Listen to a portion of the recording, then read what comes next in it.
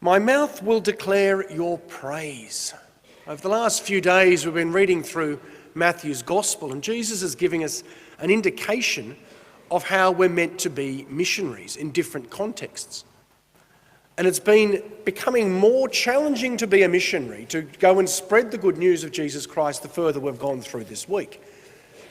We began with hearing last Sunday, and then we had Matthew's version of it this week, is that whenever you go into a town, your first thing you should do is you bring peace. You receive welcome and you have this back and forth.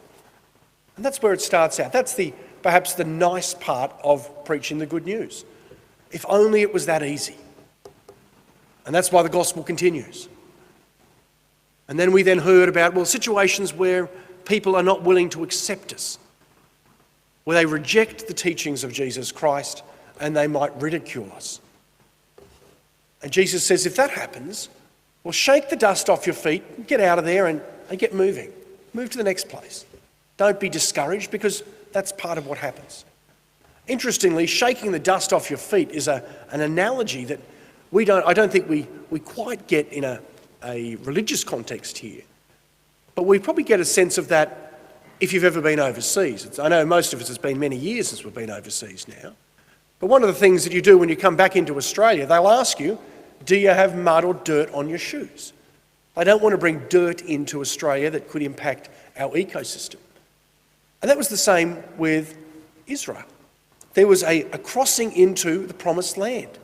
And when people had got outside the Promised Land and were coming in again, they had to literally shake the dust off their feet, to leave the dust that was not from the sacred land of God, to leave that outside.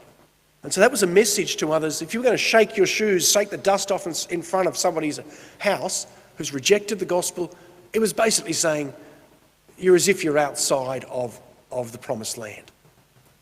And then you get to today's gospel, and it gets even more difficult.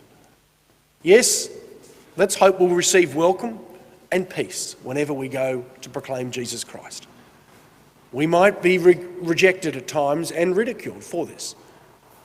And then you get to today's gospel where there is persecution, where it will create tension within families, and people will dob somebody else in and put others to death, have them put to death through the court systems and then in other ways as well.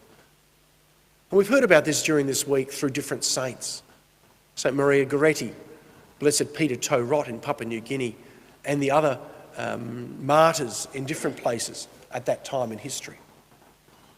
To be a Christian is to be a person of welcome and peace. It's to be consistent through difficult challenges, and it's to be consistent even to death. But if people don't accept us, and if people want to beat us and even put us to death, the Christian response is we don't take up a sword and kill the people who reject us. That's not the Christian response when missionary efforts don't work. We do the work of God right until the very end of our lives. And if we're not successful in helping to bring Christ to others, at least we witness in our own lives. That's the challenge for me, and I think it's the challenge for all of us. We can preach, and I preach every single day, but if I'm not getting through to people, at least the first person I preach to is me. But it's meant to make an impact in my life. And that's the challenge, I think, for all of us. How is Christ touching us? How are we becoming saints by the works that we're trying to do?